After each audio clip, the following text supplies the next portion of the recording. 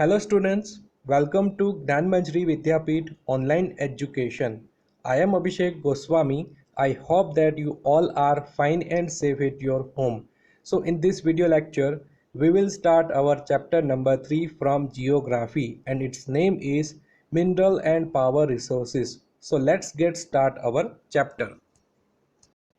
So in this video lecture, we are going to start our chapter number 3 and the name of the chapter is Mineral and Power Resources. So in this chapter, we will learn about what are the minerals, types of minerals, distribution of minerals, uses of minerals, conservation of minerals, and we will learn about energy sources and power resources. So let's get start our chapter number 3.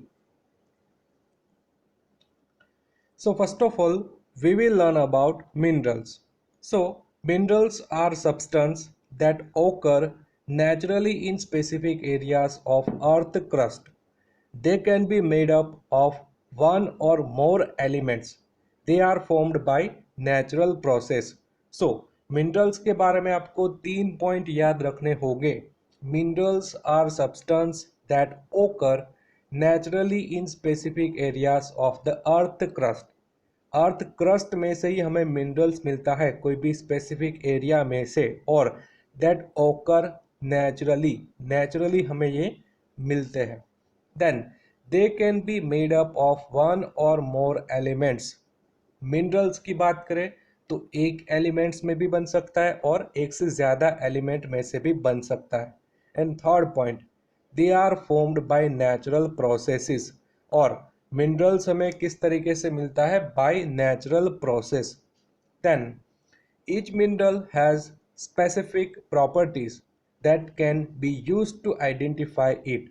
और हम बात करें कि हर minerals के बारे में, each minerals has specific properties that can be used to identify it. सभी के पास अपनी स्पेसिफिक प्रॉपर्टीज होती है और इसी के कारण हम सभी मिनरल्स को आसानी से आइडेंटिफाई कर सकते हैं. This include colour, hardness, lustre, solubility and texture. और हम बात करें कि ये स्पेसिफिक प्रॉपर्टीज क्या होती है. So colour, hardness, lustre, solubility and texture, इसके अकॉर्डिंग हम कोई भी मिनरल को आसानी से आइडेंटिफाई कर सकते हैं. For example, copper is brownish, hard and lustrous, whereas coal is black, easy to break and lusterless. So copper के कैरेक्टरिस्टिक की बात करें तो ये ब्राउन है. कलर की बात करें, हार्ड है अपने स्ट्रक्चर में, हार्डनेस में. देन लस्ट्रस मीन्स ये काफ़ी चमकदार है. लस्ट्रस का मीनिंग क्या होता है कि जो भी कोई मिनरल्स चमकदार होते हैं इसको हम कहेंगे lustrous. And whereas coal is black, colour में ब्लैक है. इजी टू ब्रेक, इसको हम आसानी से तोड़ सकते हैं. And lustreless. Then calcium is soluble in water while diamonds are not. तो ये भी एक पॉइंट है कि कैल्शियम को हम वाटर में आसानी से सोल्यूबल कर सकते हैं बट डायमंड्स आसानी से सोल्यूबल नहीं होंगे. आसानी से नहीं बट हो ही नहीं सकते. So these are the some characteristics of minerals. Now let's move to uses of minerals. So minerals are very useful to humans. Given below are examples of 6 common minerals and their uses. So now let's learn about uses of minerals. So copper is used in electrical wires, coins and pipes. So copper का use हम देखें तो electrical wires में conductor के रूप में use होता है. देन कॉइन्स बनाने के लिए, पाइप्स बनाने के लिए. देन हम बात करें gold, silver and diamonds are used in jewellery. Then aluminium is used to make utensils, aeroplanes, automobiles and building. So aluminium की बात करें, यूटेंसिल मीन्स घर के बर्तन बनाने के लिए, एरोप्लेन्स बनाने के लिए, ऑटोमोबाइल्स फील्ड में भी काफ़ी यूज़ होता है और बिल्डिंग के कंस्ट्रक्शन में भी एल्यूमिनियम का काफ़ी यूज़ होता है. Then silicon is used in computer chips that are part of many electronic item. So silicon की बात करें तो कंप्यूटर चिप्स में मीन्स कंप्यूटर फील्ड में इसका काफ़ी ज़्यादा यूज़ होता है। Then iron is used in construction and mixed with other substances to make utensils, machines and pipes. So ion की बात करें तो ये कंस्ट्रक्शन में ज़्यादातर यूज़ होता है और इसके मिक्सचर इसको हम अगर मिक्स करते हैं तो ये हमें यूटेंसिल मशीन्स और पाइप्स बनाने के लिए भी काफ़ी यूज़ होता है। देन हम बात करें minerals like calcium zinc keep our body healthy.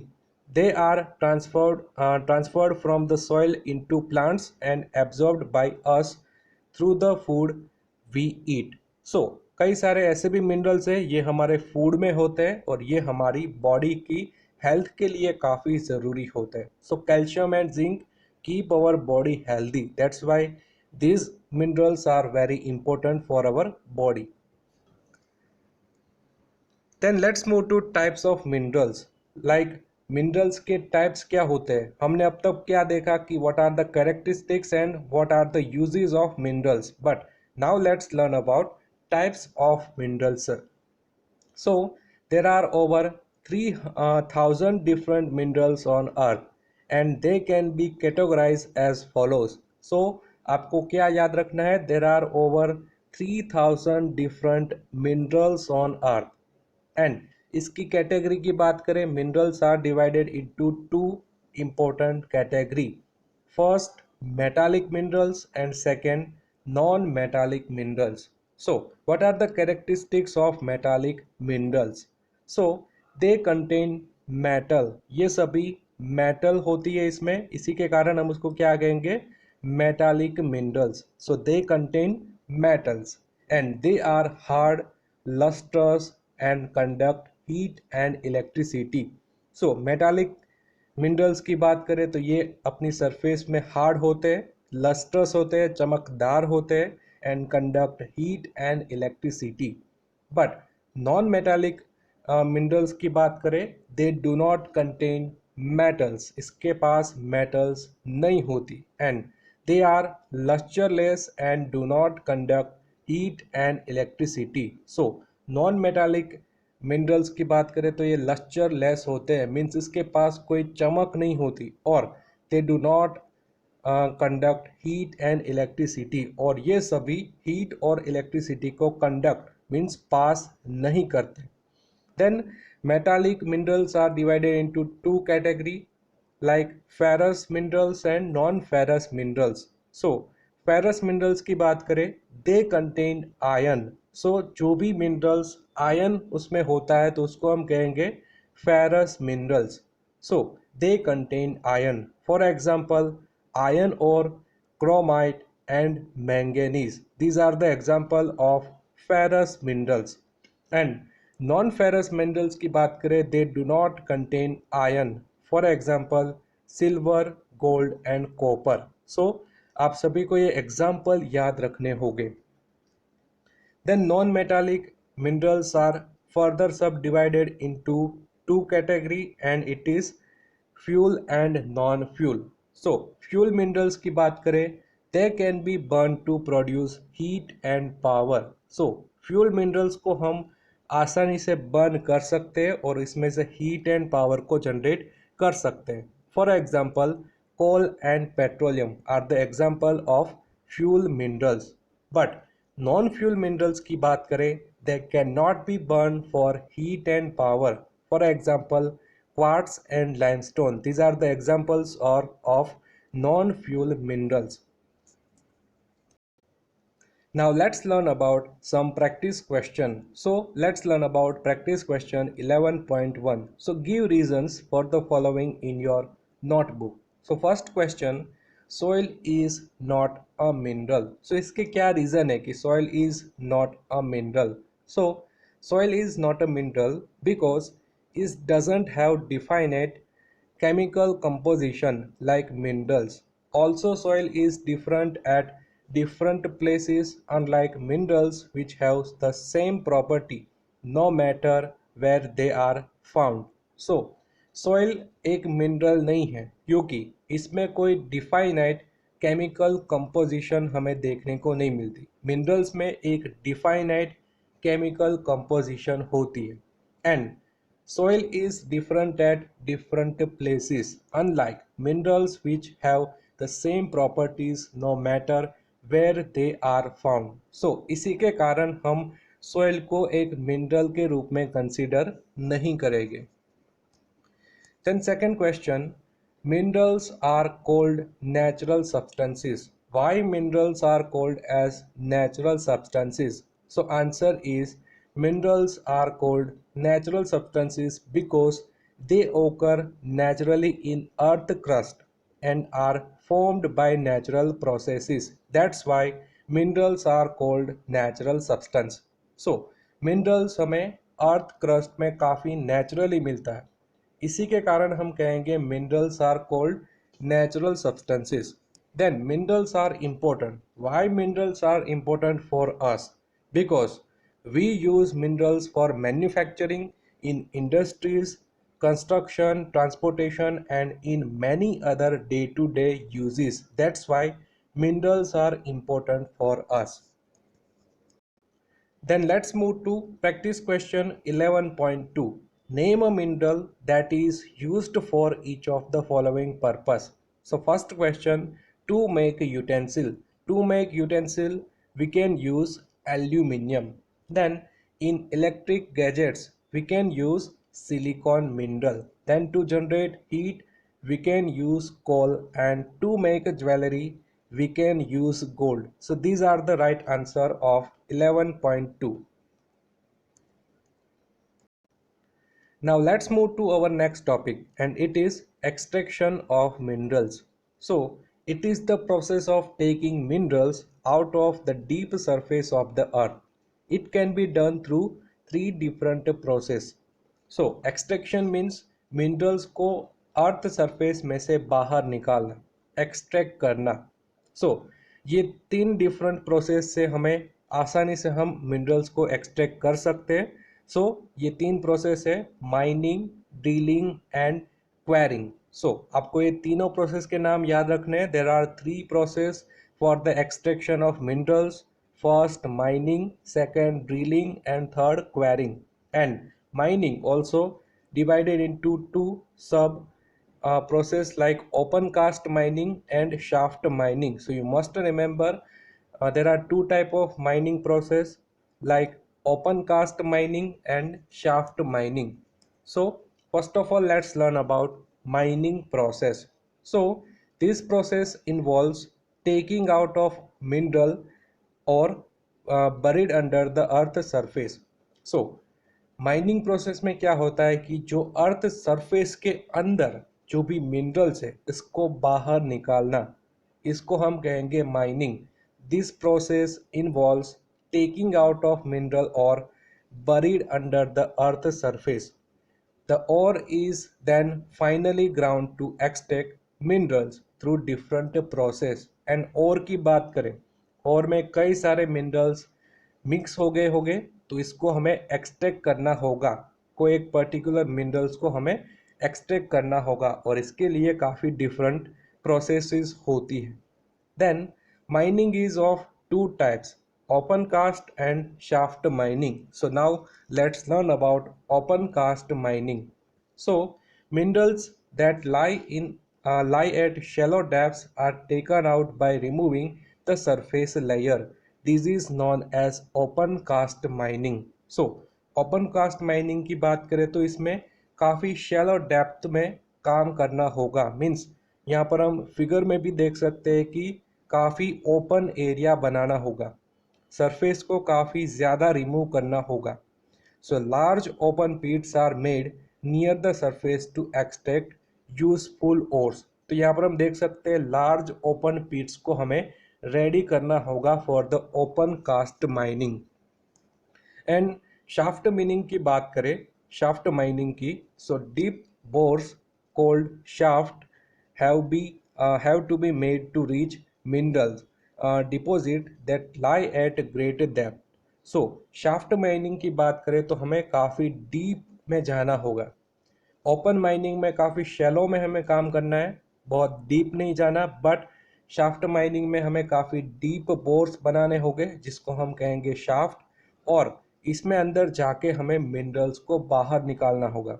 This is called shaft mining. So once again I repeat, deep bores called shaft have to be made to reach mineral deposits that lie at great depth. This is called shaft mining, and in this type of mining, vertical tunnels are made from the top down to access minerals from the bottom of earth. काफ़ी depth में जाना होगा, काफ़ी अंदर जाना होगा, और इसमें से हमें काफ़ी यूजफुल मिनरल्स को बाहर निकालना होगा. Then let's move to second method of extraction of minerals, and it is drilling.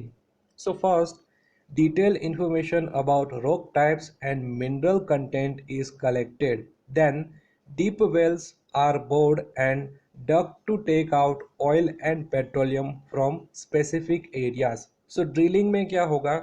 First of all हमें काफ़ी एक डिटेल इन्फॉर्मेशन खोजनी होगी, कलेक्ट करनी होगी rock types and mineral content के बारे में. देन हमें क्या करना है, डीप वेल्स बनानी है और उसको बोर करके उसमें से पेट्रोलियम एंड अदर मिनरल्स को गेट करना होगा. So this is about drilling process.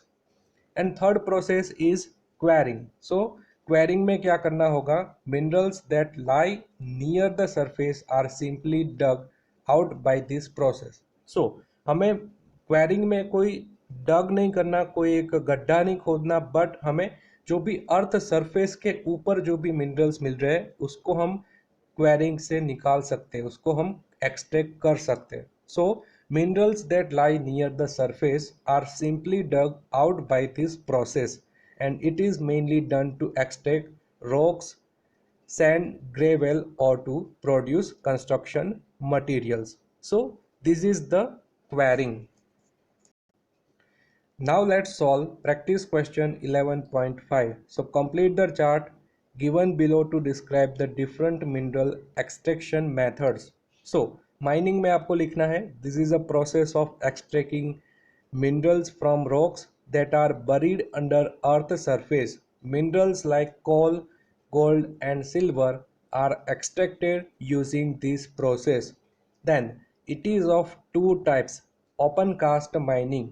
In open cast mining, it is used when the minerals are buried just below the surface of the earth, and in the shaft mining, it is used when minerals are deep inside the earth. Then drilling की बात करें, it is a method in which a long well-like hole is dug into the ground to extract minerals. This method is usually used to extract minerals like oil and petroleum. Then let's learn about quarrying. So quarrying में आपको लिखना होगा, this method is used to extract those minerals that are near the surface of the earth. This method is used to extract rocks like limestone and marble. Then let's move to practice question 11.6. So name the type of extraction method to be used in each of the cases given below.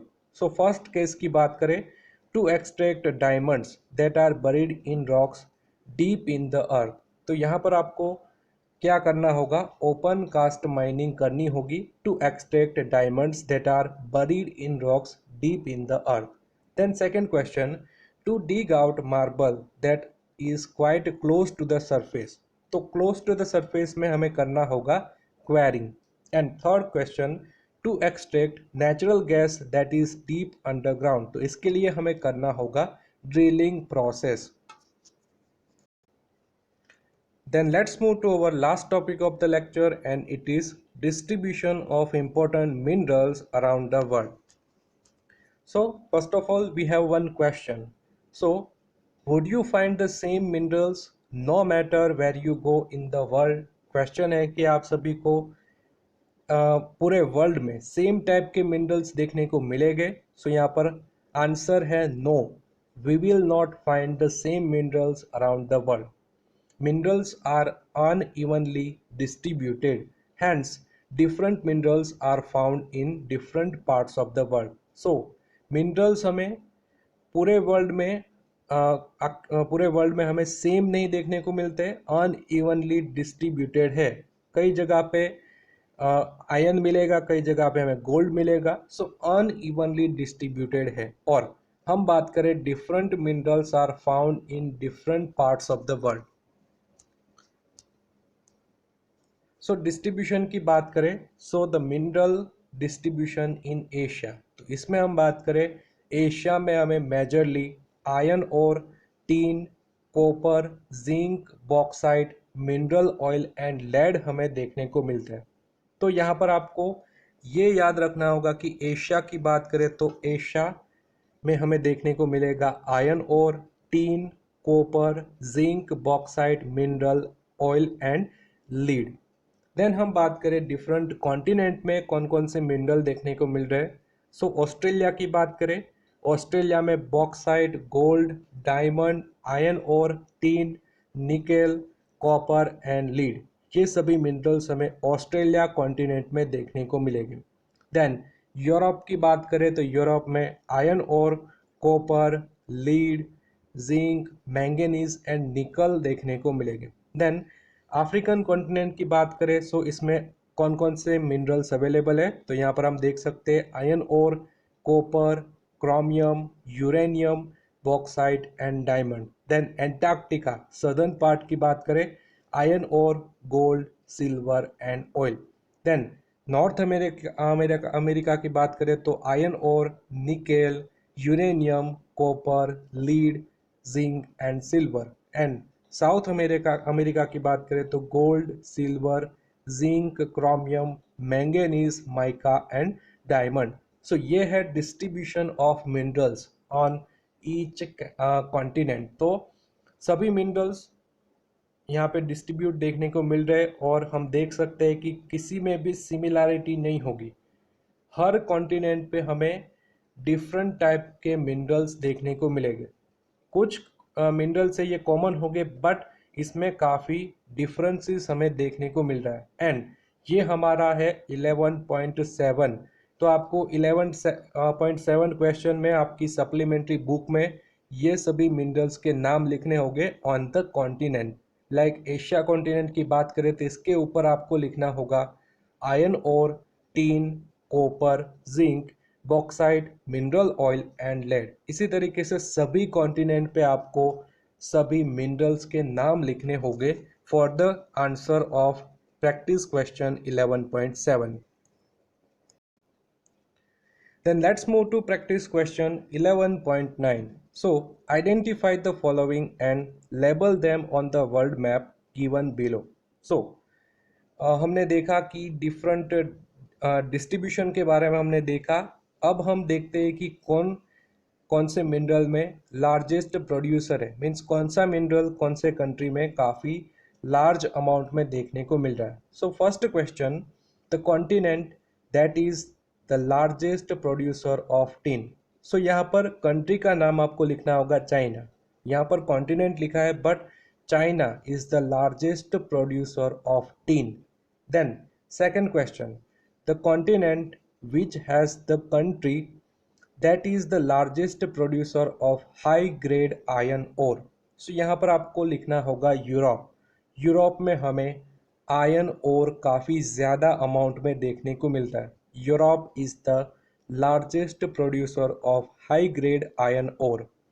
Then three regions where coal is found in Africa.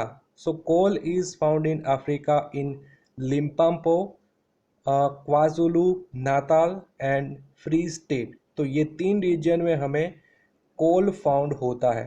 Then fourth question, two regions in North America where mineral oil is found. So North America की बात करें तो Mexico country and Alaska state US का, यहाँ पर हमें mineral oil काफ़ी ज़्यादा अमाउंट में फाउंड होता है। देन हम बात करें a region in India where coal is found. So right answer रहेगा वेस्ट बंगाल। वेस्ट बंगाल में हमें कोल काफ़ी ज़्यादा देखने को मिलता है। And the continent that is the largest bauxite producer, तो यहाँ पर राइट आंसर आएगा Australia. Australia is the largest bauxite producer. Then यहाँ पर हम देख सकते हैं मैप में भी सभी के आंसर लाइक चाइना हमने देखा था Limpopo, KwaZulu Natal, Free State, Mexico, Alaska, Australia, West Bengal, Europe. तो ये सभी की लोकेशन आपको लोकेट करनी होगी for the answer of practice question 11. So this is about our today's lecture. In this lecture, we have started our chapter number 3 of the geography. I hope you understood very well about all the points, all the topics. And if you have any doubts regarding these topics, you can ask me anytime. So now this is end of the video. In the next video, we will move further in this chapter and we will discuss about energy resources. So तब तक के लिए stay home, stay safe. Thank you.